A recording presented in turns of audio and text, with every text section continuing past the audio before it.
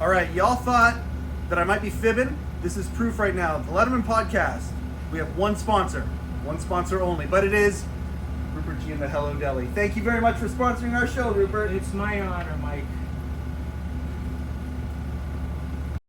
La, la, la, la. Welcome once again to the Letterman Podcast. My name is Mike Chisholm. It's a pleasure to present today's episode with Joanna Jordan. Her story is fantastic. I'll get to that in a second. Before we do, the Letterman Podcast has one sponsor only, and that is Rupert G and the Hello Deli. Nestled within the womb of the Ed Sullivan Theater, the Hello Deli has been serving soup and sandwiches for the good people of New York for over 3 decades, but even more so. You can get Late Show with David Letterman merchandise still from Rupert G. Go to hello-deli.com. Get the merch while you can. The deli is selling. More to come on that, but yeah, go to hello-deli.com and get some Late Show stuff, some Rupert G stuff from one of the kindest human beings walking the face of the earth right now. Now, Joanna Jordan, spectacular story in show business. This gal, Robert Morton, hired her to be a booker for Late Show. She comes over and from Great Britain, where she was booking TV over there, does a bang up job, so much so that she starts getting bigger and bigger and realizing, you know what, I think I'm going to go out on my own. And the Letterman people, to their credit, looked at her and said, well, you know what, we'll be your first client. And now she runs Central Talent Booking, one of the biggest, most respected talent booking companies on the planet. You want to book an A-lister for something? That's who you use.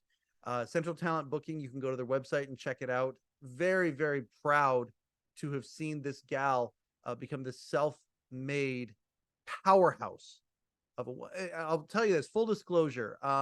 She's cordial, she's delightful, charming, disarming, extremely intelligent, has her finger on the pulse of everything. And, you know, you could kind of feel it both in the phone conversations I had with her and here, a little bit intimidated in all the right ways. She is just a powerhouse, but a kind powerhouse at that. Very, very excited to present Joanna Jordan today. Without further ado, the Letterman Podcast, happy to present Central Talent Booking founder, owner, but before that, Late Show with David Letterman booker, Joanna Jordan. All right. I don't know for a fact, I haven't done the math on this, but we may have the busiest guest that we've ever had on the Letterman Podcast here. Joanna Jordan, thank you so much for taking time out of your insane schedule to be on the Letterman Podcast today. It means the world to me. Thank you. My pleasure. Okay, so before we kind of get into the story, because it is such a charming story, let's talk about CTB for a second. Central Talent Booking. How many employees do you have? It's a good question. Maybe 11 or 12, maybe 13. I haven't counted lately. So you've got a team of people that do this. When you started this, it was, if my information is correct, you were doing it out of your office near Canal Street, near Little Italy. Mm-hmm. And did you ever, when you had the vision for this thing, striking out on your own, did you think it would become as big as it is? It's a good question. I don't think I had any thoughts about what it was going to become. Okay. I mean, I don't, I made the decision to leave Letterman because I was pregnant with my second child. Mm-hmm. And, I was one of the few people that had children then. I mean, more and more had kids. Obviously, Harry turned up later. Arlo turned up later. Lots of kids turned up later. But, Rob Burnett had kids. I had kids. Kathy was pregnant. Kathy had her first daughter after I had my first son. Yep. So, there was a group that had kids and there was a group that didn't have kids. Yeah. And I started working at David Letterman when my son, who is now 28, was 7 months old. He had just started crawling and he would visit. He may have even learned to walk at Letterman. We were always practicing his, walking skills. Yep. When he would come to visit. But sorry, it's the dinging. I'm like, no, don't worry about. Hey, we can't hear it on our end. It's good, but I know how much your stuff is going off right now while you're doing this with me. It's okay. Oh, good. I'm so glad you cannot hear it. No, we're good. We're good. So basically, I was pregnant with my second child. I told the producers that I wanted to leave, and I was going to start my own company. And when Morty hired me, he said the sweetest. I always remember what he said when Morty hired me, which was in October 1995. Yep. He said to me, or at least when we started talking, I think it was October 95.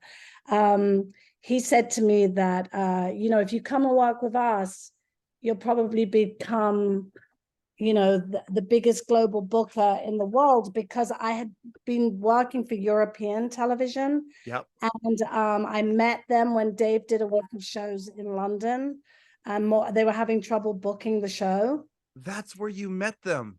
Okay. Well, that's when I've got my phone call from Morty. So a publicist who has sadly died, called Nancy Ryder, who was part of Baker Winokur Ryder, which was a major PR firm at that time. Yep. Morty told Nancy, we're having trouble finding bookings in London. And Nancy said, you should call Jo. She works for all the British shows. Yep. And that's how I met Morty. And then when Morty offered me the job, I was not sure I wanted to take it, because I had a pretty good gig going with European television. Yep. And he said, I think if you did us, you would end up being this thing. So, and I always remember him saying that to me. I mean, I love Morty. Morty, I have such a love for him. So I really appreciate having that memory. What I love about that is the original question was when you struck it on your own and you're running the agency from your apartment, you might not have seen getting to where you are now, but Morty saw it, and that was 10 years earlier than that, which is kind of neat. I kind of like that, the symmetry on that. He obviously saw, what was the potential of what was there. I am so curious to jump into this. So you've done a good job setting the table about, you showed up for the Letterman people in 95. Before that, let's stay back in Britain for a minute. Obviously born and raised in Great Britain. And you weren't. Okay. Yeah. You want to know all that stuff too? Sure. Yeah. We can spend a little time on that. Where'd you come from, Jo? No, I grew up in the Far East. I went to British boarding school. I moved to New York prior to starting at Letterman. I came here working for a British show that I thought I was going to work here for 3 months, and then I stayed. And I have what you call an I visa, which is a visa for foreign correspondence. So I basically was working for British television, and then when Morty called, I had just got my H1, which is another type of thing for when you can work in America, because I was married, and I had it purely because I was married. Right. I didn't apply for it. It was just, I had a working visa to work in America because, I had it through my husband at the time. Right. So, but I worked on a lot of British television. I worked on British television from the age of 19 to 27. So I worked in British television for 8 years. And then I got the call from Letterman. Always in a talent booking perspective, or were you other roles within the television industry? When I was 19, I worked for a very successful show on Channel 4 called Network 7. And it was a lot of high profile producers in England also worked on that show. Yep. And then we worked on a show called The Word, which was also a show that was very, very popular in England. So I worked on all of these different British shows in New York. I was running around Los Angeles and New York, interviewing everyone from Tupac to Heavy D to Yoko Ono in Central Park and then I was sending talent back to the talk shows in England. So I was sort of doing both. Yeah. I was like the entertainment girl. I was, in my early 20s. It was a great job for that. Building that Rolodex. Kids don't even know what a Rolodex is now anymore. You were absolutely building that contact list right from the very beginning. And oh my goodness, some of the musical acts you just named there, we could go down so many rabbit holes like we did when we were on the phone. It'd be so easy to do that. How big of a deal? You obviously knew how big of a deal Letterman was, I assume. His popularity, especially again during the early 90s, hit a fever pitch, with the whole late shift and Dave moving over to CBS. That was a story that wasn't just North America wide. That went all over the world, right? You know how big Letterman was at that point. Yeah, and it's interesting because I do think that when I first met Dave, Morty introduced me to Dave in his office, just before I got hired. And I don't think I wasn't as starstruck as I think American kids that had grown up with Letterman at college. I noticed very quickly that I was not one. I mean, when my parents came to backstage at the show, my mother asked me if Dave was on once a week. Well, Ed Sullivan used to be, right? So there you go. Yeah, and my parent, and also, I realized very quickly that when you work at a show like Letterman, a lot of people want to know. I mean, look at you. A lot of people want to know what it's like to work at the show, and including all your family if you're American. But for me, that wasn't the case. So my job was I worked for American TV. Right. It wasn't work at David Letterman. I worked for American television.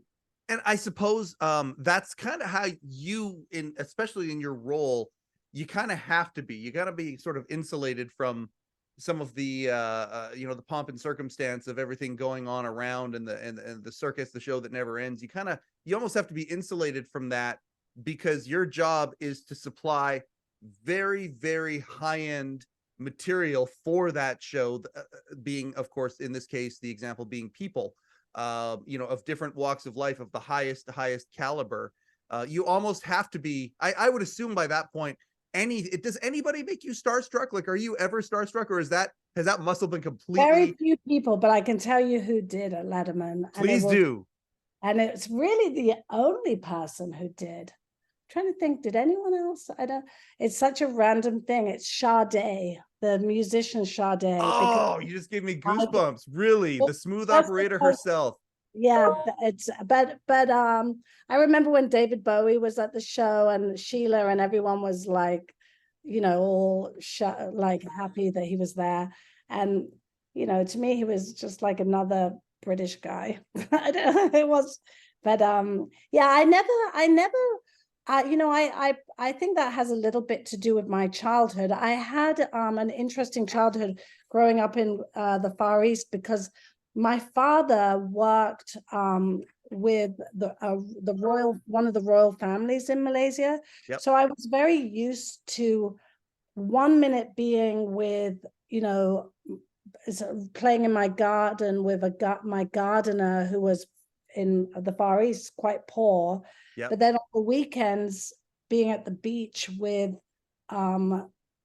royalty. Yeah. And I think growing up, I always treated everybody the same. I've actually had that conversation with Anderson Cooper because I booked Anderson's daytime show for a few years. Yep. And Anderson had a similar experience growing up because his mom was Gloria Vanderbilt, but he also loved going to the countryside where his dad came from. That was much more kind of just, normal country American life. Middle America. And I think that we could connect as people in the industry, not really being so pulled into fame. Yes. if that makes sense. Being immune to that, to the trappings that can sometimes ensnare other people. You bring up an interesting idea. I was going to get to it a little bit later, but I'll get to it now. You think about David Letterman, big personality. Think about Jimmy Kimmel, big personality. Anderson Cooper, big presence, if not a big personality. But the last thing I would call Dave is a big personality. Well, there you go. Oh yes, for an hour a day, big personality. And I don't even know if I would call Jimmy a big person. I would say, I mean, the roots of Jimmy is Italian, and the roots of Dave is Indiana for sure. But I don't know if I would call them big person. They would probably call me a big personality. That's a great point. I love the distinction because when the red light's on them, and they're performing and they're on, they got to take themselves, they got to turn the volume all the way up, for that hour or that 90 minutes, whatever it is. That's a very, very good point. But also I would say that their job when interviewing people is also to showcase the big personalities that are in front of them too. Yes. And all you have to do is watch Jim Carrey with either one of them, or Robin Williams with either one of them, and they just let that big personality go. You just wind them up and just watch them. Yeah. The question that I was going to ask is, when you're booking for a specific show, a specific personality, I think maybe might be a better word than a big personality. When you're booking for a specific show, how important is it for you to kind of have an idea, a personal knowledge about the sensibility of the host? Obviously, you want to get the A-listers. The A-listers are, and there's a list of those for sure. But how important is it doing what you do to kind of have sort of a personal kind of knowledge about the sensibility of the person that you're booking for? Oh, it's everything. I mean, it's everything. I mean, my job is to make sure that my guy shines. Yes. I mean, of course, the guests have to shine too, and that's a responsibility of the segment producers. That's a responsibility of the publicists who bring them, or the agents that bring them, or the movie studios in how they want to sell the product that they're selling. Mm-hmm. But my job is to really make sure that I'm booking a show that is going to make my hosts shine. And I can assure you, if I don't, I hear about it. I'm just letting that go for a second here. I'm messing with them. I mean, no, you're not. Like there have been some ones that are just masterful, and there have been some ones that didn't necessarily hit the way that we kind of thought that they were going to hit. I'm super curious about this one here, how in depth we can get into this stuff. Obviously, we don't want to, we don't want to disparage anybody, but sometimes things don't go as planned. I would say so. Yes. There's so many examples, but but they're also what makes, it gives you that lightning in a bottle, right? Yes. I mean, that's what we all want. That's what you look for. I mean, when those moments occur, I mean, I was incredibly proud of Dave in the way he handled the whole Farrah Fawcett thing. I thought he did it with a lot of grace, and I think he really understood that he was, taking care of her when the audience was actually the first time was really kind of turning against her. And he, he handled it, I thought, very well. Yes, that's a great example. I know all the examples. Yeah, I know you do. And so which ones... Okay, if we're going to talk about some moments here. Okay, so you do know the sensibility of the show, the host. Was there ever a guest who you wanted to have that you never got? Brad Pitt. Yeah, okay. I mean, I've had Brit on Kimmel. I've had Brit on Kimmel doing, I'm fucking Ben Affleck. Okay, we got to talk about that, because you have a direct correlation to that. Which is a legendary bit now. If Kimmel has one bit that's kind of gone above. Okay, and also he did a surprise walk on, but he hasn't sat in the chair, is my point. Okay. But I've booked Brad twice on Kimmel, but never in the chair. And the booking that I wish I had booked on Letterman before I got there, or maybe I did book it. I can't remember if I did or I didn't, but I don't think I did, because I think it was 94 that he was on. We'd have to check. Was Leonardo DiCaprio as a guest when he was for, I think it was for Gilbert Grape. I believe that was not me. I mean, it all starts blur. You know, I can't remember everyone was, you know, it's all a blur. But there's a lot. I mean, I've been booking late night television now for 28 years. Yeah. So, you know, from the first time I went to work at Letterman to 10 years of Letterman, for 4 years and a bit, I think, in-house, 6 years as my company, and then 18 years of Kimmel. So it's been about 28 years. Whatever, I don't. You know, but I would have liked to have done that Gilbert Grape. I look at bookings that I would have liked to have done. Yes. I mean, there's so many. I mean, it's hard. It's an interest. You know, I try not to think about it. It's like, you know, Janine Garofalo and Larry Sanders. I've never watched. I can't watch that show. I just can't watch it. It's too close. Like, it's too inside the feelings that are there. I mean, everybody was like obsessed with it. And I just like, I cannot watch that. It's like the Bill Carter books too. Can't read them. I won't read them. Oh, that is fascinating to me, Joanna. That's fascinating. I lived it. I don't need to read it. And I don't need to watch some, you know, this is how a booker is. Like, I don't need that. You are so charming. It's not even funny. Okay, so let's go back to that time, 94, 95. I'm bad at following questions. I'm lost at this. Oh, this is Don Giller hates when I say this, but this is jazz. We're just going to go back and forth. We're going to go wherever we want to go with this. It's a conversation. That's the thing I love about these things here. And I'm having a ball. I hope you are tolerating me. I'm fine.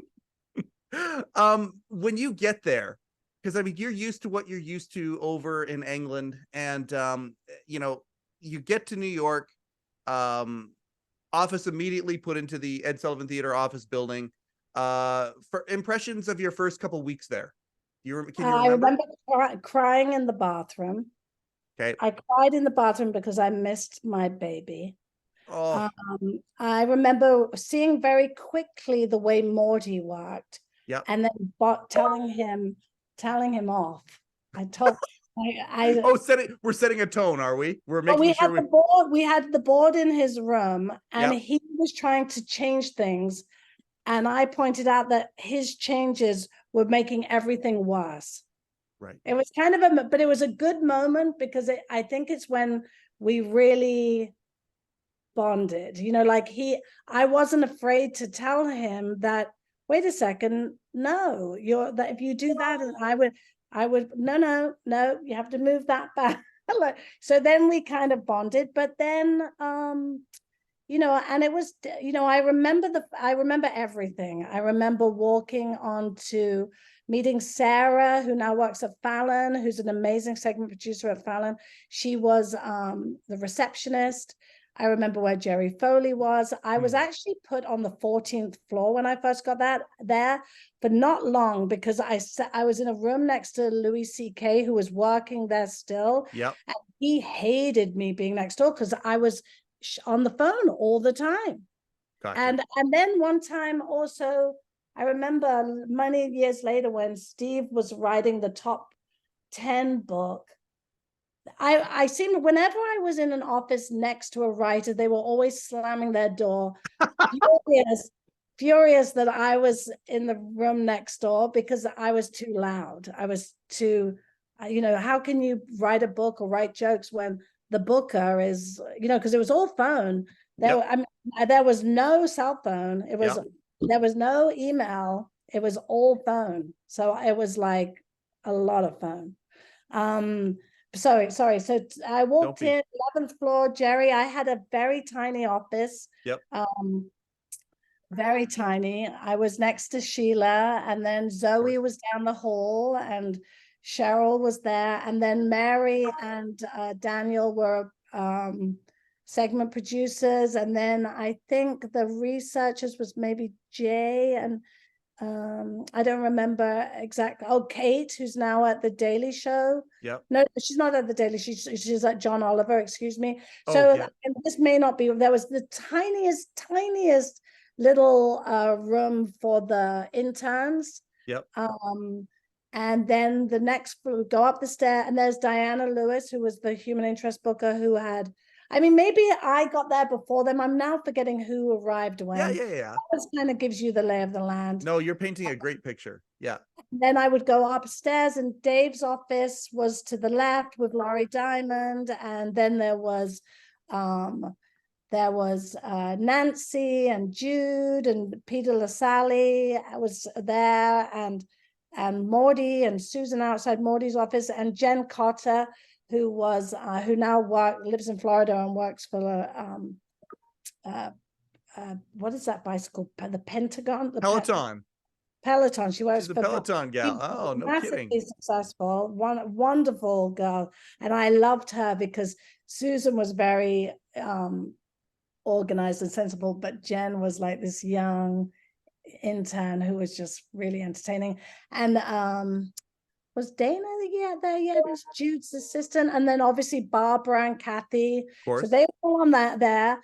And then you go up another floor, and it's Jerry Mulligan, and Maria Pope was the field producer, and Jill Liederman was Maria's assistant, and there was so many. There were Donick and Chris and Carter, and I can't remember who else, but that gives you. So that was that was your surroundings, the people that were around you, and that. And then there was Pat, the money lady, down on the ninth or seventh floor with Paula, who also has gone on to be very successful at NBC. She's the money person for all of NBC daytime and stuff like that. Wow. It was a real. And I don't want to forget Amy, Jerry's assistant, and obviously Shecky as well, and Vinny. I mean, was Vinny there yet? I don't remember. Vinny showed up. I want to say it's 08 or 09. I think Vinny showed up. Yeah, so I was there before him. I was way. Oh yeah. See, it's all a blur, but that gives you a little bit of. Kathy was pregnant. Yep. Because I remember that. Okay, so those years, you talk about Carter's books and some of the different periodicals that have written articles about things over time. Sometimes artists would come out. We're talking this is the time when the Tonight Show and the Late Show were constantly jockeying in all sorts of different ways. One of the reasons that I've wanted to talk to you so badly is just talking about the idea of the balance between having clients, because now you can kind of talk about this in a different way with what you do now compared to back then. Back then, allegiance is to the Late Show. We're trying to get our bookings to the Late Show and all that. Now you have clients who have multiple opportunities in front of them, and you're trying to figure out the best path for them to take. You've seen both those worlds. I want to talk about both those worlds today. But back then, though, getting bookings, as a coup, yes, we did this, having bookings taken away, all of that kind of stuff, it must have been insane when it comes to pressure for you at that time in that place.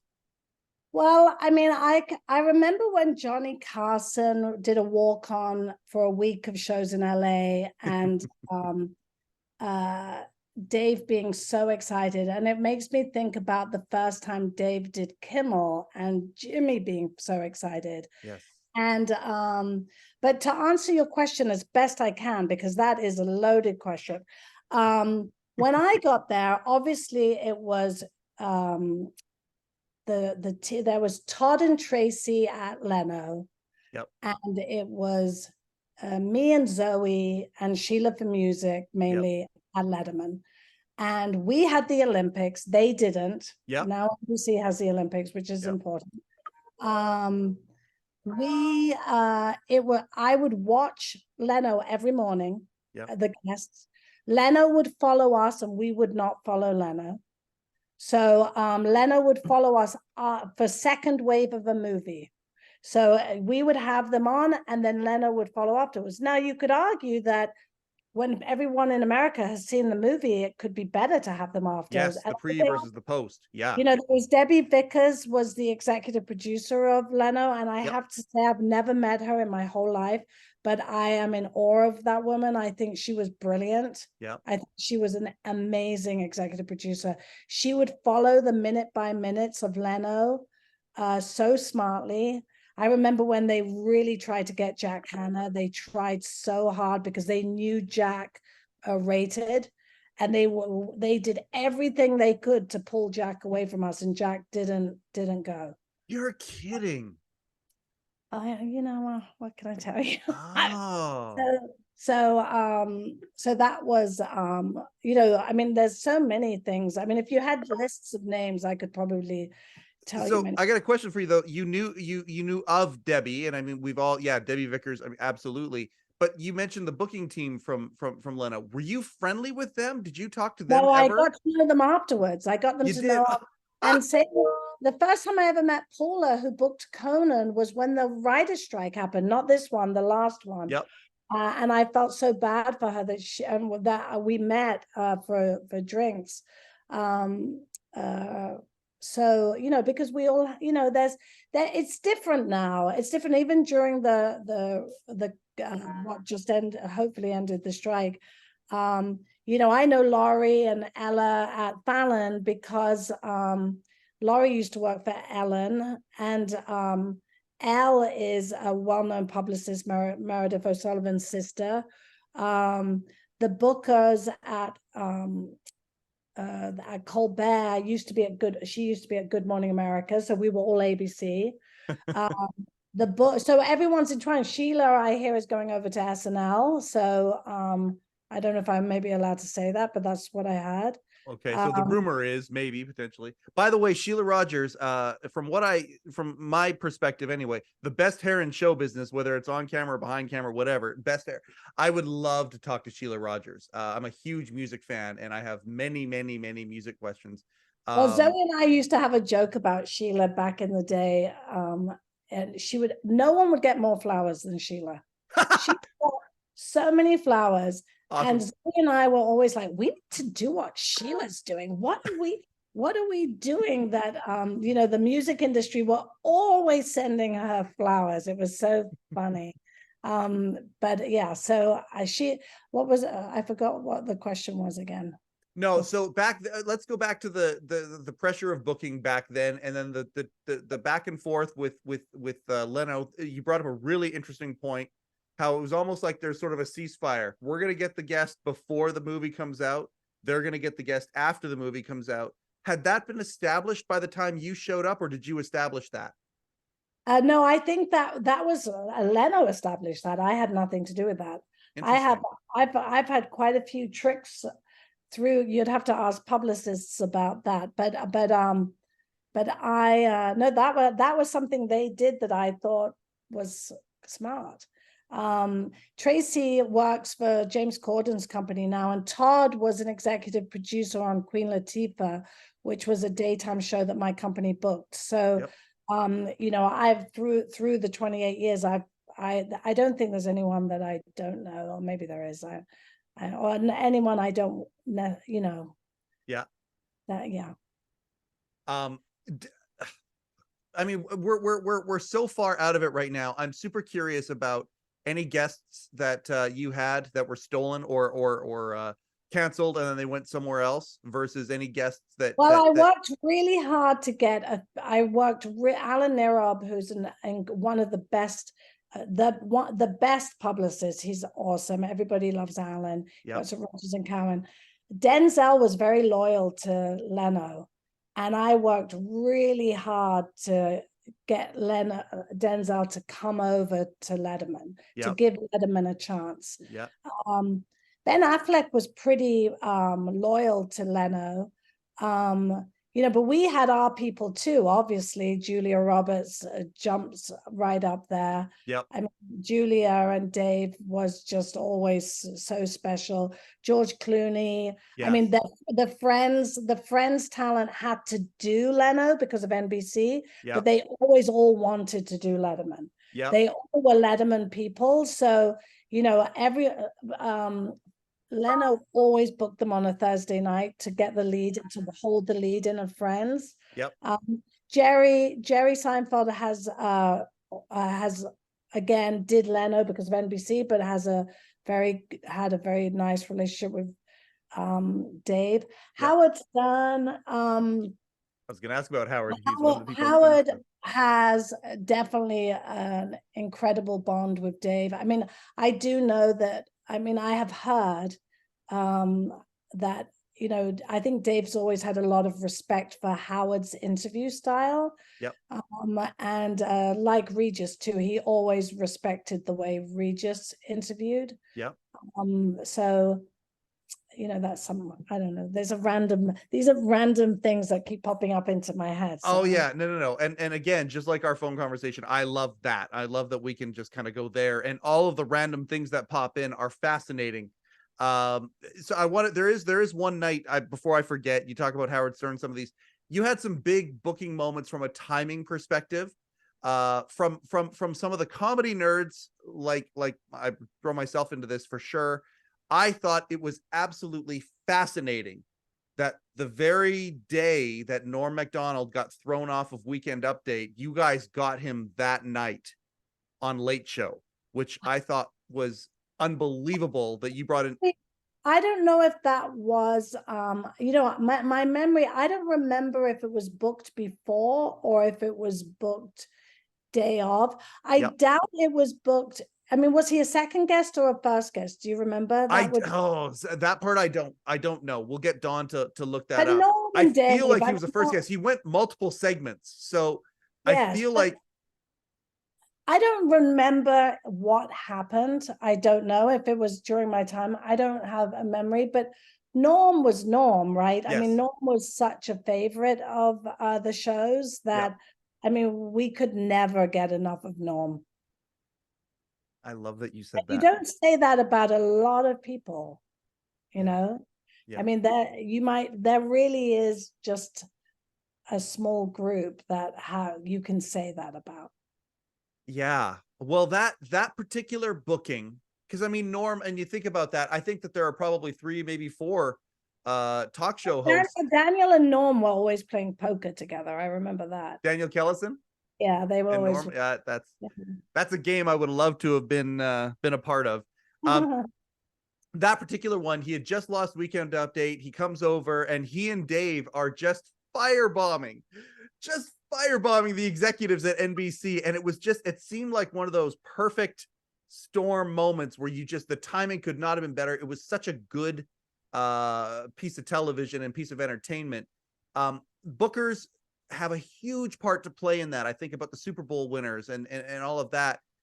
You helped establish some of these track records of getting these timinged guests in the chair. Was that something that was strategic? Was something that just made sense to do it? Was it any booker, there's always, I mean, I'm staring at a calendar all day long, right? And you're always working out what is going to happen where possibly. And that's the same for Good Morning America or, all the shows, all the bookers. You have to, the biggest movies that are coming out, if there's going to be an Emmy winner the day after the Emmys, who the favorites are. Yep. The politics, there are key moments in the political, let's say that you want to have someone the day after they were a part of, how do you say, when they're all being, talking to each other. Sorry, a debate. Debate. Thank you. Yep. So the day you want someone the day after the debate. So those sort of, many, many examples I can't go into, you're kind of assessing like the Super Bowl winner the day after the Super Bowl, all those kind of key moments, the the people that win with the playoffs, the people who win the golf tournaments, all of the winners, all of that stuff. And then there are the moments that just happen, and then everyone is going after those people, right? So when it's a big topical story, whatever that might be, it could be a little human interest story, it could be a little league kid, it could be anything. I always made sure that there was also, you also have to be conscious of the ratings, right? So what's going to rate? Like this is back in the day when sweeps was everything. So we always booked, I'm just grabbing some water. We always booked pet tricks and human tricks in February and May. You know, there's sort of just certain things that you do. Sorry, I got to drink water. No. I'm marveling at your talent, how you're able to multitask. I can't do that. That's amazing. Well, if I couldn't do that, I wouldn't be a very good booker.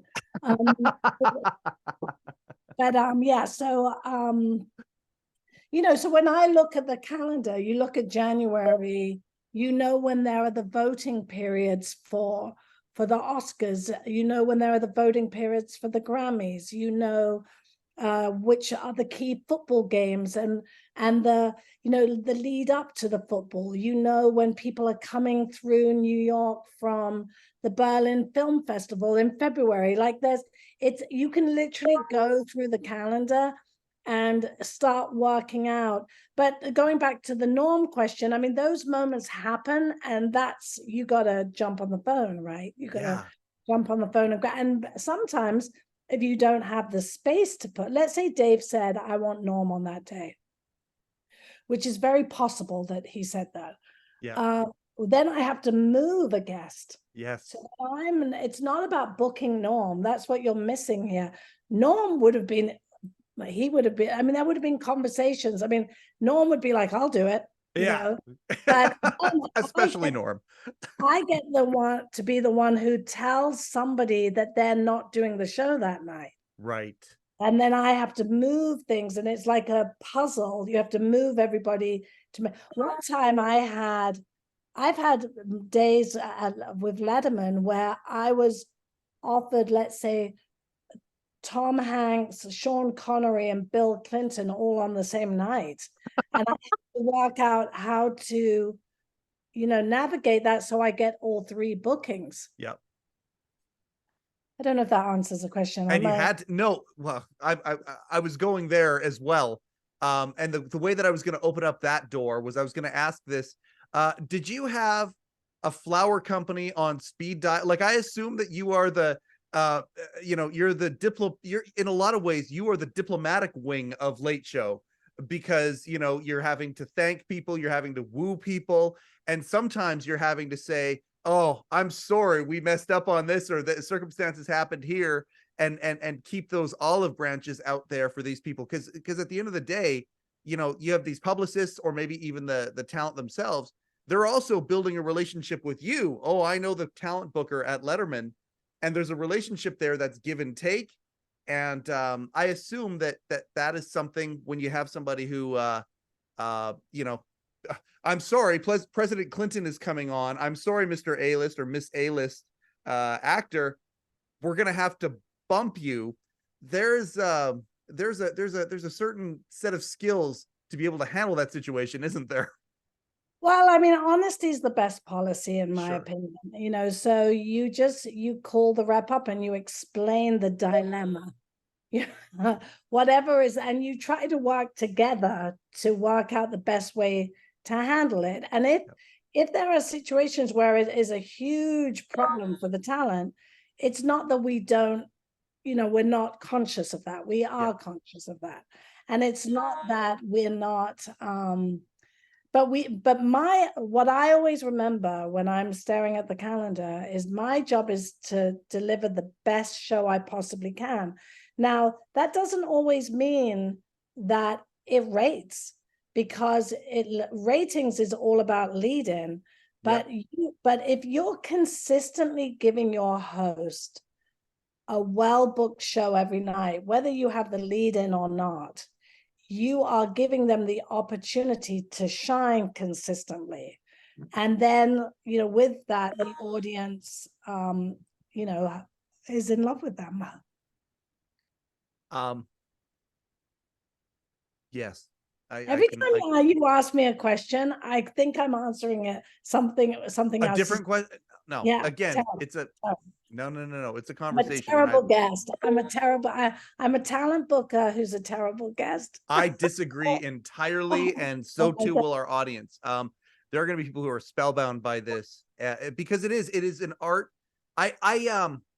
When somebody would be bumped, did you have times where people were emotional about it, where they were upset by it? Well, I mean, the first time Jimmy was booked on Letterman, he was bumped. With Roseanne went way too long. And you're talking about Jimmy Kimmel? Yeah, Jimmy Kimmel. The first time Jimmy arrives, he's like, his dream has come true. Yep. And then I booked him. I booked him on Letterman. And then he was Radio Jimmy at that point, right? I know he was Man Show Jimmy. Oh, he was Man Show Jimmy. Okay, yep. So anyway, he could not have been more gracious. I mean, I know Jimmy well enough today but he was so gracious. I think we booked him 2 or 3 days later. He would remember better than I do. And it was really just because of time. Yep. I mean, there is a whole answer about bumping. When when Rob was the head writer and Morty was the executive producer, that bumping, and the worst of the bumping happened in that period, even before I got there. So I would say the worst of the bumping was 95, early 95, let's say it was then. Yep. And one of my big jobs when I arrived was really to fix that, the issues that bumping had caused, because there was a period of time when bumping did get out of hand. Yep. And it really got out of hand because you had Rob and Morty both fighting for time, and it was sort of talent versus comedy, and hence why then Rob became executive producer. So there was definitely and then once Rob became executive producer and those situations were no longer, yep, my job was to go out there into the external world and do everything I could to fix those moments that had occurred. A little bit of cleanup. Yeah, cleanup. A lot of cleanup. Yeah.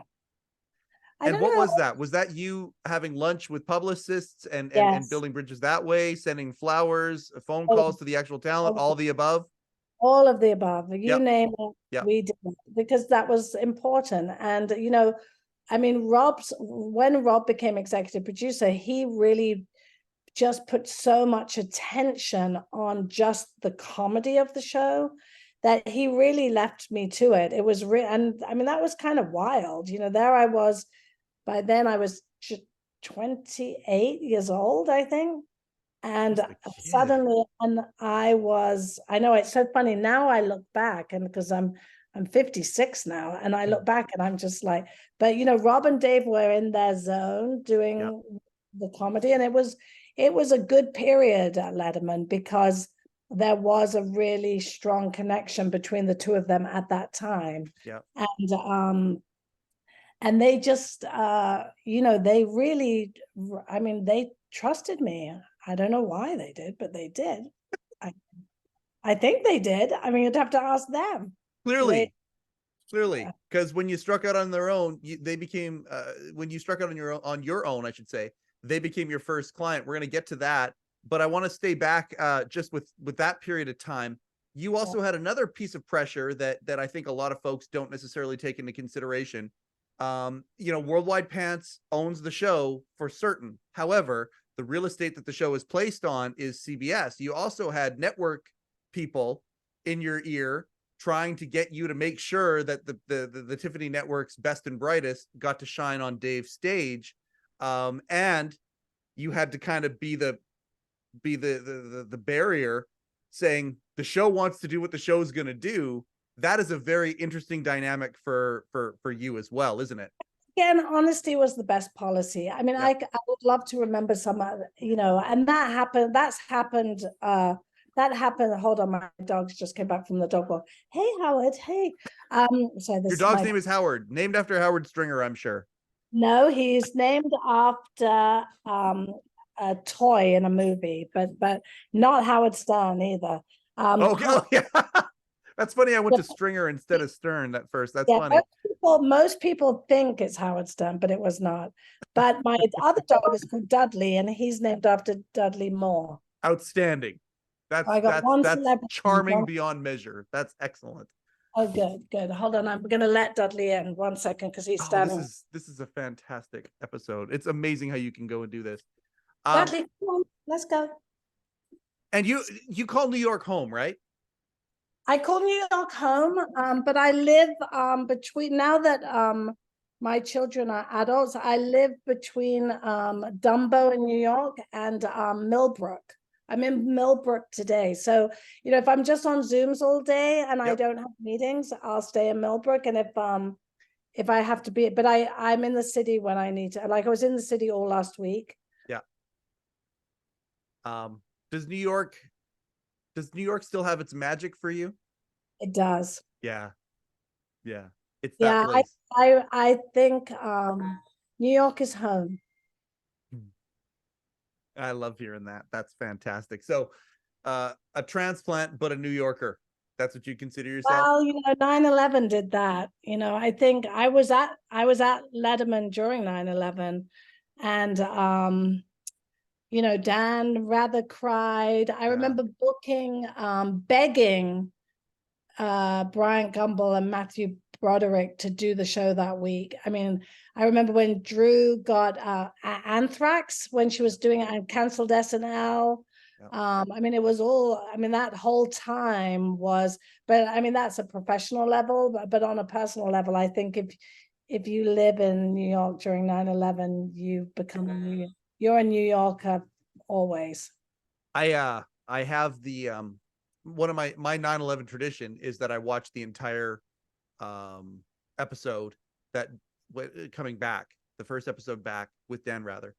And I watch it in its entirety, and it is every year that goes by, it gets even more fascinating because of the conversation. Obviously, Dave's I've never watched it other than as it was happening, and I hardly watched it as it was happening because there were so many other things happening as it was happening. But I don't think I would watch that again. So that's you and I are different like that. The interview with Rather is fascinating through the eyes of history. Like through the eyes of like when the United States left Afghanistan, the seeds of that were all talked about in the interview with Dan Rather. It was absolutely nothing short of fascinating.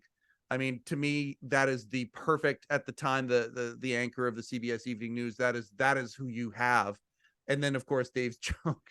And we've got Regis here, so thank goodness we've got something to make fun of. Like that is the perfect Letterman. Well, and also it was very hard to book that week because I think talent would it was so emotional. So everybody was so, no one wanted to say the wrong thing. Everybody was super sensitive. Everyone was dealing with it from, different places. So it was not an easy time to book as well. I mean, well, I was going to say, I've talked to many of the writers, like you talk to a guy like Tommy Ruprecht, and I mean, making his bones on making fun of George Bush Jr., President Bush Jr., making his bones on that, like absolutely building an entire, culture and ecosystem, making fun of this guy. And it's a different tone back then, making fun of the leaders of the land than it is now. It's a completely different deal. But when can we start making fun of, okay, he walked into a wall this time, can we come back to that? I assume that it was similar for yourself. When can we book certain guests? When is the tone, like the tone of the show shifted real serious for a while, and then gradually kind of got back and became kind of a new version Oh, of the show. I think it grew funny. up a little People bit need during that funny period. though too. People need funny during those times Yeah. too. I mean, because it's when you're going through a sad period in history and in American history, you also need to be able to like relax by watching your late night show and having a smile before you fall asleep. So, I don't think that oh my God, my fucking texts will just not stop. Sorry, I've got 8 texts. Let me That's just okay. check none of them. Okay, no, I'm good. Sorry. That always happens, by the way. There's always a drama when when I going back to Brad Pitt, the first time I booked him for I'm fucking Ben Affleck, I was actually in Disneyland with my kids. It was, I think it was a Saturday. I don't really know why I was there, but I had to make my children walk all the way back to the hotel room with me to deal with booking Brad because I had to get on my phone and laptop to deal with it. So that's the parents of late night. When you're just about to get on a ride, nope, okay, everybody, nope, sorry, my my cell phone says so those moments. It's I have a friend who's a high-end realtor, and they kind of have that relationship with their phone. They also have a support staff, and sometimes it's like, no, I'm going to let so and so handle it. They kind of quarterback what's going to happen. I assume it's similar here. Now you're at a stage where, again, CTB is so big and has so much clout in the industry and such a place in the industry. But at the end of the day, you're still helming this ship. You've got these lieutenants. Are there still situations though where it's like, no, we're bringing Joanna in personally on this? Well, it's a good question. I mean, I would like to say that I'm always involved in everything, Right. because it's my company, is the Yep. reputation of my company. I have a style in which we do things at CTB, which the external world of publicists, managers, agents, music reps, sports reps, they know our reputation. Yep. And I work hard to make sure that we work all the teams of all the media outlets that we work on, we are servicing them in a way that I've kind of worked on. It's a culture that you've built. Yeah, exactly. Yep. But I have a lot of people who have worked with me for a long time. A fun story, Kelly Probst, who works in-house at Jimmy Kimmel Live, was Jill Liederman's intern at Letterman. Rima, who went on to worked at CTV for 10 years, went to work for Fallon. And then she was Celia's intern at Letterman. Celia, who was at Letterman with me, who was a human interest booker Yep. at Letterman, works at CTB. So there's a lot of, I got to Kimmel 3 months before Jill. I think it was about 3 months before Jill came, and obviously when Dave would be at Kimmel, Yep. Jill, no one is more excited than Jill when Dave would be. Aw. I mean, even maybe more than Jimmy. I mean, I don't want to upset Jimmy, but he knows What? Jill was as excited, if not more. I was the least excited. No. Yeah, you're pretty unflappable, aren't you? I was happy to see Mary as well. Unless Sade's in the house, you're pretty unflappable. No, it was fine. Hey Dave, how are you? I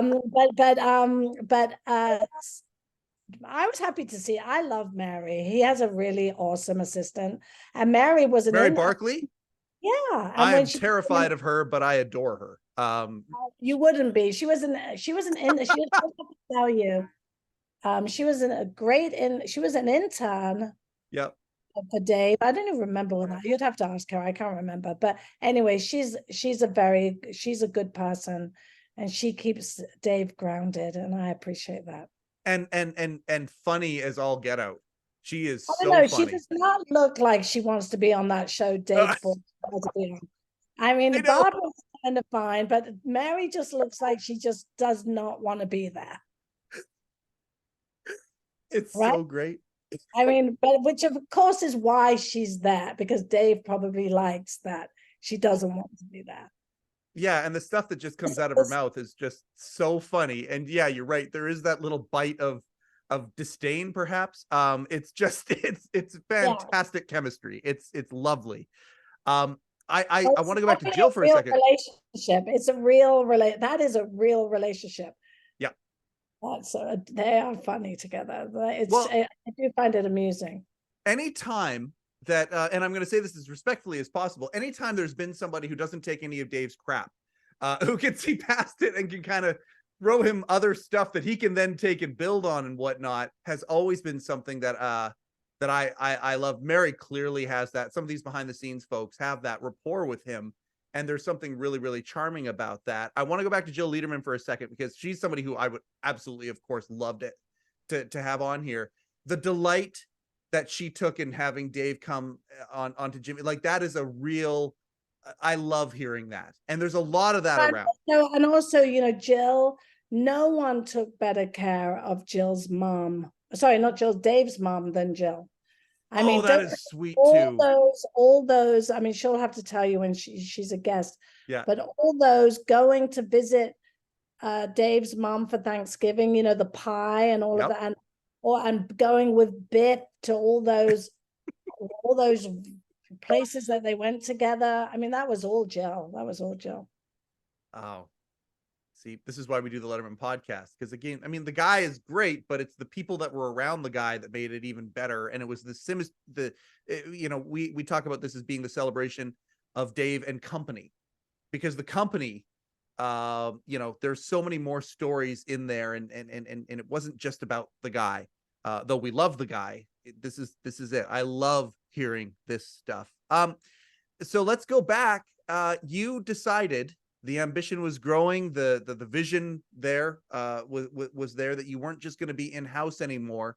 How nervous were you when you had made the decision to start CTB and to tell the Letterman folks about it? And who did you tell about it? And did you know that they were going to be your first client, or was that a surprise to you?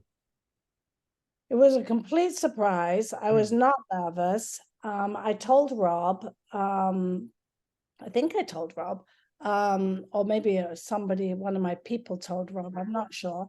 But anyway, I mean, listen, I mean, I think that, I found Rob quite challenging at the end, because, he was growing too. He was, writing shows and doing other things, and aspirations to direct, aspirations to do all sorts of stuff. Yeah. I mean, he wanted, and that gave some challenges to me, but I think that he was very kind to.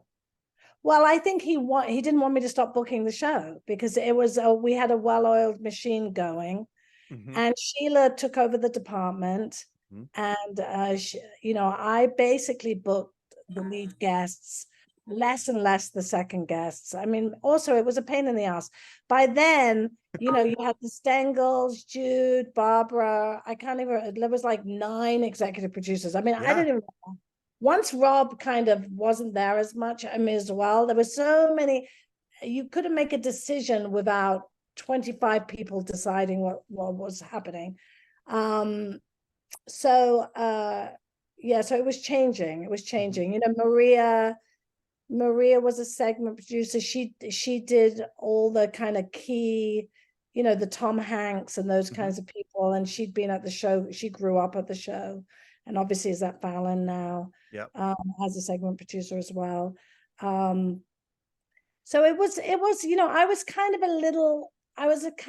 I needed a change. I needed a change. It was internally, it was not what it was when Dave, the sweet spot for me was when it was when Rob and Dave were really good friends and they were really working on the comedy together, and they let me do it. Once that changed a bit, and there were more producers involved and everything became more. It was it was a lot of politics, and I decided that I wanted this to do what I didn't want. I was never going to be a producer. I'm still not a producer. I mean, well, I am a producer, but I don't think of myself like a producer. I mean, my title at Kimmel, I have a supervising talent producing title, but in my heart of heart, I am and always will be a booker. Even when I was talking to Marcy Klein, Marcy's a friend, and she's still a booker. Like once you're a booker, certain people that we're bookers, we're bookers at heart. Jamie too, Jamie, who's no longer at Fallon, who became the executive producer, and shout out to Jamie because she just got thrown under the bus in a big way. We're bookers, and our job is to make the best shows that we can give the host and give the producers to make or do all of what they do well. And that's who I am. I have a personal question for you. I book this show, and there is no, I don't know. I love what we're doing right here. The joy that I was about to say, there's no joy that I get more. The joy of doing this is insane. Like, it's just, this is the best part of my week, Joanna, honestly. Like, I love this. I don't know what it is. I don't know how it works, but no drug could ever touch this. The dopamine that's being dropped into my system right now is insane. However, just under that, like right, almost that, is my reaching out and building rapport, like reaching out of nowhere, just like I did with you. And getting a little bit of a response back, and then starting to build the rapport and build the relationship and build that, which will then culminate in this and who knows what after as well. But in my mind, a legitimate relationship, that's unique. There's some professional there. There's some, obviously rapport where there's vulnerability shared, all of that kind of stuff. My question is this. So is that partially being a booker? Like, does that something that translates? Is that part of it? 1,000%. I mean, how many episodes have you done now? I think this is 90. This one here might be episode 90. We got a few in the can, but I think this is 90. Get someone good for your 100th episode. I've got a couple feelers out there. I was actually gonna pick your brain when we hit stop on that. You have to have someone big for your 100th. So that is important. Let's just start working on that right now. Right? Okay. Like, honestly, Dave would be king. Yeah, but obviously. I don't know if he would do it, because it just is the sort of thing that he would definitely say no to. Yes. Because and not for the wrong reasons. No, right? No. So it's not. It's but maybe I'm wrong. I mean, Barbara Gaines. Have you done Barbara? I haven't. Barbara and I had a nice little moment about a year ago when I was in New York. I haven't asked her since. I'm going into New York in a couple of weeks, and when I'm there will probably be a couple of overtures made. And she's certainly one of them. I mean, yeah. And I've been with him since the weather show or whatever that was. So I mean, wasn't I believe how's the weather? Yeah, no. Yeah, and I've got a few others that I've sort of already kind of reached out to Jimmy. I've got a couple other little ways that I can get directly to him, and so he's one that I would love to have. Obviously, a Conan, Maron Marco. Like, I've got a whole list of people that would be dream guests for the 100. Maron Marco, that would be interesting. Oh yeah. Oh, she is like, I've said this before, and it's still the truth. If you gave me the choice of who I could have on the show, whether it was Dave or Meryl, I would have to think about it. Like like she is absolutely. I have reverence for her. Dave more nervous as a guest than her. So I mean, if you watch when she's on, Dave gets very nervous. So that I would always find that quite enjoyable. Oh yeah, the electricity. It was the feel. Anytime that there was a guest sitting beside him, where there was electricity and you could feel it. And there's a lot of moments when Oprah sat down the first time. That electricity. That was not a Julia Roberts electricity with Maron. That was anxiety. There you go. Okay, good call. Very, very good call. That was not there. It was different. Like, it's different. Did you ever think that when you were booking the show? Did you ever think, oh, this person is going to create X type of feeling for the viewer? It's going to go out there. Was that something that was cognizant to you when you were booking? No, I always think about the host. I always think about because if the host is not, I mean, or you have to watch people on Ellen that Ellen doesn't want to have on the show. I mean, it's like really, really obvious. So it was it's that. I mean, and there is a part, I mean, going back to your network question, I mean, there are politics that play into it, that you have to book somebody sometimes for the network, but I would always let the host would know, they would know. And I mean, they're very polished interviewers, so they understand. They're no, these are very hardworking men who are very disciplined, who understand the politics. I mean, when I was 28 years old booking Letterman, I can assure you Dave knew the politics much better than I did. I mean, and he understood what was. Sometimes I would get pushback, right? But I might not have understood the pushback at 28, but maybe at 56 I would understand the pushback. But there's another level happening here. There's a subtext that you're not aware of. Those days when it was Mike Ovitz and Lee Gabler from CAA, and I have to do a big shout out for Fred Nigro, who was Dave's business manager for many, many years, who was a fantastic man. Fantastic man. Also, also worked with people like Tom Cruise and Nicole Kidman, like very, very successful business manager. Jack Away too, the lawyer, really, who is Jimmy's lawyer. If I'm allowed to say that, am I allowed to say that? I think it's very well known that Jimmy Kimmel has tried to pull as many people associated with Dave into the fold as appropriate, for sure. I will say a sweet moment when Dave did Kimmel was when he said on air that some of the best people from his show were working on Kimmel now. I smiled about that. That meant something. I just want one of the ties that Dave gave Jimmy. I just want one of those ties. I don't know if you knew that. I'm sure Molly's trying to, maybe not. Molly's always trying to get rid of things that Jimmy's a little bit of someone that likes to keep everything. So, when you're married to Jimmy, you're always trying to if you haven't seen the segment on his show, she's always trying to get rid of things. I have a hard time believing that he would part with very many of the ties that Dave gave him. But that's for sure. No, it would be done with force if it happened. All right, Molly, there's a guy up here who would take one or two of those things off your hands. Wait, okay, so you go off on your own, and then you get to a point where you're booking both shows that were at the same time. Did that not happen? No. So, so I was booking Letterman. Yes. And then I was booking Kilborn. Yes. I was overseeing Kilborn, and then I oversaw Ferguson for a minute, but then they said we want our own people. Okay. And at some point, I got a phone call from Duncan, who was an executive producer at Kimmel before Jill, who came from British television. So I knew him from British television. And he asked me if he could use my West Coast office to book Kimmel.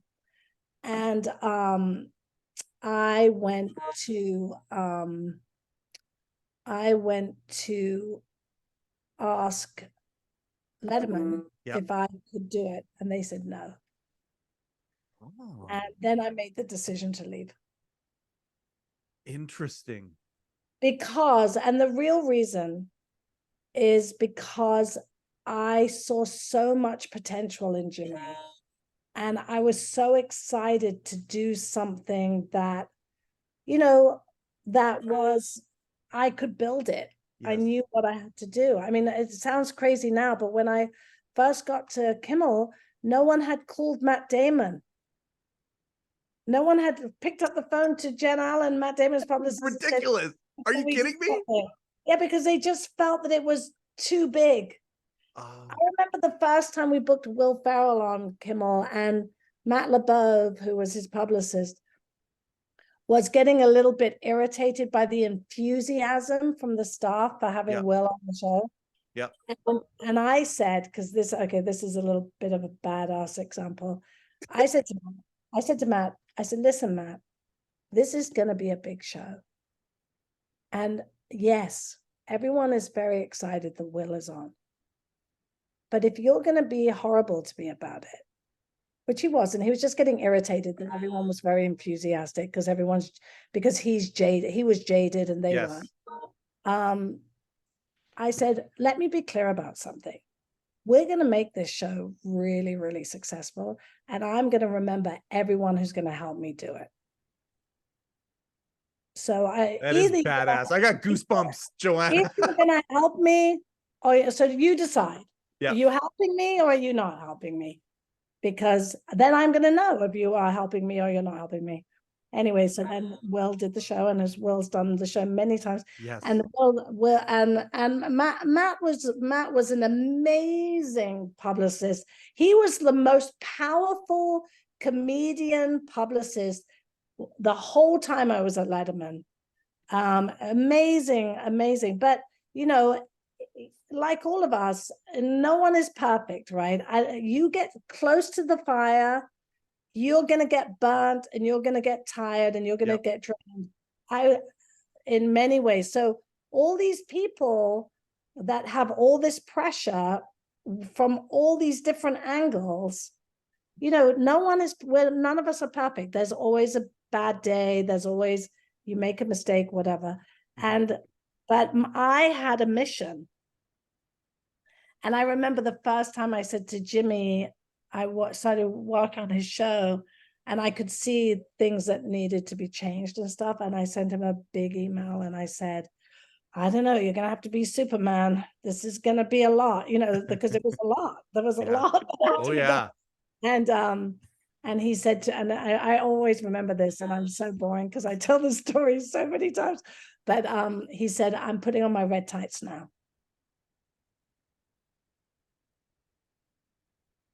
Which I thought was so charming. That's just, yep. He's like, you're going to be Superman. Like, he was putting on his red tights. Yeah. Well, and when you think about where that show came from and what it is now, you know, yeah, he's one of the big late night talk show hosts now. He didn't start that way. I mean, when they started the show live, you know, the fact it was on at 12:05 and all of the things, and like you said, the expectations they had for themselves pretty low. I thought one of his big elevation moments was during the whole you know, Conan shift, when the shift happened over there. I thought that the night that he came out dressed as Jay Leno and did the entire show as Jay Leno, the time where he was booked onto, maybe you have you know, a story behind the scenes on this, when he's booked on Jay's 10 o'clock show and then he goes and changes all the answers for the questions that Jay had for him in real time. And they showed it, to their credit, they showed it, which was, you know, to Jay Leno's credit, having that on there. I thought that was a time where Kimmel certainly leveled up in the eyes of many people around. Of course, you guys have done for years and years to get him to that place. I don't know if, I mean, I think for me, I definitely saw a major shift when Jimmy, well, this is later, I suppose, you know, when his son had his heart health issues. But that's another moment. That vulnerability was insane. I mean, going back to, I mean, Jimmy, no one works harder than Jimmy. No one. I mean, I don't believe any other late night host works harder than Jimmy. Jimmy is the executive producer of his show. Yeah. Jimmy is the head writer of his show. Jimmy is the host of his show. I will say Dave was very much in charge. I think Lorne Michaels has been in charge of Fallon and Seth, obviously. Yep. And I think that I don't know the answer for Colbert, but I know Jon Stewart obviously has had a role there. So, Yep. but my Jimmy he's gold. He's gold, not just professionally, but he's gold personally. And I don't think any of the other late night guys, if you're listening to, shout out to Strike Force 5. Oh yeah, it's so good. It's so good, and it's so wonderful, and yeah, that, I mean, Jimmy's, that no one wouldn't say Jimmy's just the best. I've sent in a question because it seems like on Strike Force 5, it seems like Jimmy is the guy who is relating to the audience, which is amazing. I'm sure the inbox is completely full, but I've actually sent in a Dave related question. Through a little, the odds of me getting any of you here on the Letterman podcast are basically zero. So I'll have to settle for Steve O'Donnell and Dick Cavett is what I said, because I think most of the guys have relationships with both those guys. But the question I want to ask them the question on Strike Force 5. First thing that comes to your mind, favorite in-person David Letterman memory, and I want that. What comes right to the top? Jimmy's is obviously going to be fascinating, but all 5 of those guys would have a fascinating answer. All 5 of those guys have been on the show, have done things with Dave also outside of the show as well. Super, super curious about that. It's interesting to watch. I can answer my one. What's your, oh, please tell me your one. Oh my God, please do, Joanna. One, and it would be one that, it's very simple. He called me on a weekend, Dave, to thank me for a booking. Only once. There's only one time. And I'll give you another one afterwards, which will. Okay. You got to tell us who it is, though. You got to tell us that. Oh yeah, no, I'll tell you who it is. It was Bob Dole. We did a show from Washington, D.C. Yep. After the election. I hope I get this right. I hope I'm right in all this. I believe after the election when Bob Dole lost. And we booked him, and it rated very highly. Yeah. And Dave called me and thanked me for the booking. That feels amazing. Donna, I'll tell you a funny one though. Please.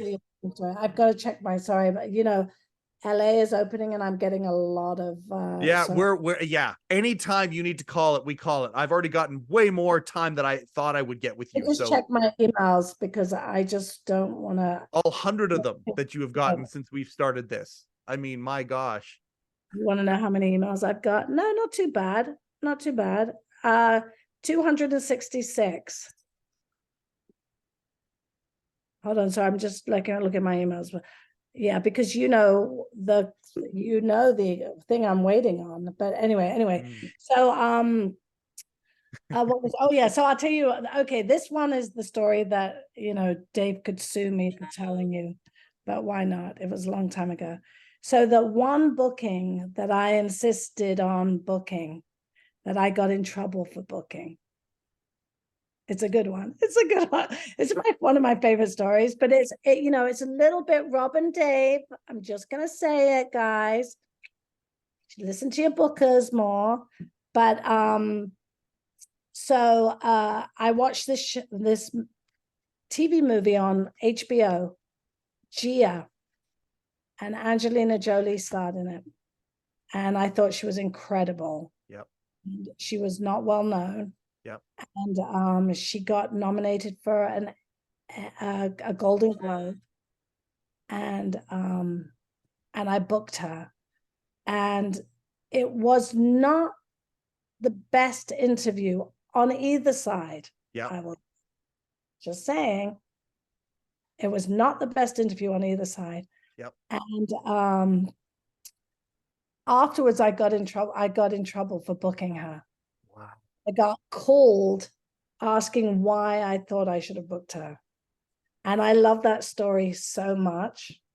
because she's Angelina fucking Jolie. And, you know, when I would book amazing people and they were amazing segments, producers take all the credit. Sure. And shout out for bookers. Shout out for bookers. I know what bookers bring to shows. And, but when a booking goes well, it was because it was a well-produced segment. But when bookings go badly, yep. Who booked that? I have got so many wounds. I'm wounded. But that's my favorite one, just because it was the biggest star. Yeah, that's the story. That's the story. I think you've gotten a lot of last laughs, Joanna, over the years. I think you do get the last laugh. As we, you know, and I do need to, out of courtesy for you, I'm going to close it down here real soon. The final 6 weeks of Late Show, how involved were you during the booking of the final last 6 weeks? I'm not involved at all. That was all Sheila. Okay. The last show, which I thought was truly the most amazingly well done show for a last show. Beautiful. I text Sheila afterwards. I mean, everything about it, the tone, everything about it was so perfect. Kudos to every single person who worked on it, which is why I don't want to miss the last Kimmel show, because I missed the last Letterman show, and I don't want to miss the last Kimmel show, because to be there at that moment is just so incredible. And, you know, my time was done with Letterman when my time was done. I'm a pain in the ass. They were happy to get rid of me, you know, but now I'm being a pain in the ass for Jimmy. And, but for me, you know, I will end up being with Jimmy longer than double what I was with Dave. And my career in late night is longer than Jimmy's. Yep. But I will have my longest time in late night with Jimmy. And I'm very happy to have that. But I learned a tremendous amount from working at David Letterman. I'm grateful to him. He's a strange one, but I'll always appreciate him. And he is you know, he's gold too. He's gold. He's gold in a whole other way. But, you know, I was very blessed to have the chance to book Letterman and still book Kimmel. And I'm grateful. I mean, you know, why I ended up with all these men in late night, I have no idea. But, and I just want to do one shout out for someone at Letterman who really was, for me, the person I look up to the most, and the person that I try to live, you know, my career, or however you want to say, like I look up, is Jude Brennan. Jude Brennan, who we didn't talk to a lot about today. Jude Brennan is truly the woman that I take. When I think of Letterman, 10 years of Letterman, she was my number one. She was my number one. She is a wonderful, wonderful human being. And if I can be half of Jude Brennan at the end of my late night career, I will be very happy. And I'm going to continue to build my business and book lots of podcasts like yours, and do my best. Oh man, if only. I was saying this to your son. You know, obviously this is a labor of love and whatnot, but I also know that there's potential business here. And if we get to the place where there is booking any potential that where it can't be me anymore, where I can't just do these amazing, beautiful experiences of reaching out to people and building the rapport and all of that, you, my dear, are my first call, and only call for that matter. You should be interviewing celebrities about their experience of it's coming. Oh, that's the goal. Like, I want to have Adam Sandler on here. I want to have Seth Rogen on here, Jonah Hill, talking about how they weren't allowed to talk about their adoration for Dave, but now after the fact they can talk about it. I see the vision. I want to have a second podcast that has to do with just the music. The ideas I have for this thing are limitless. And I want that to happen very, very badly. But you know, we're evolving, right? We got to get through the 100th episode. We got to get Morty was there. You know, he came on as the anniversary of Dave leaving. You know, Paul Schaefer was our 1 year anniversary guest. You know, we're building things, and it's coming. I feel it happening. Credibility that gets given. You know to what us you're doing? You know what you're doing? You're building the trust. You're building trust. And you Yes. know, this has been a lovely experience. It's nice to go down memory lane. I really don't think about this a lot, all these memories of all, and it's been really fun, and you're a class act. Oh my God. Thank you for that. Okay, I'm gonna finish here real quick and then we'll say our goodbye privately. Just please stay on for one more moment, please. Man, this is why we do the show. This is exactly why we do the show. I just cannot thank Joanna Jordan enough for taking time. Like, I mean, you know, we told her that we couldn't hear the dings. We could hear the dings. They were great, and there were so many of them, right? Because this is no. It's okay. It's good. It's good. I wanted to show the audience how busy you are and how big website. Tell them to go to my website, centraltalentbooking.com. Centraltalentbooking.com. And I mean, you know, I've talked to them about business as well. Like, I mean, for anybody out there who has a project, these people have everybody in their Rolodex. Please, centraltalentbooking.com. Go see them. Go see what they do. They are leaders in the industry. This episode is shows the ingredients of what it took for them to get there, and it is, of course, a gal by the name of Joanna Jordan. That is another episode of the Letterman Podcast with Mike Chisholm. Coincidentally, I am Mike Chisholm. Thank you and good night. Overcoat and underpants.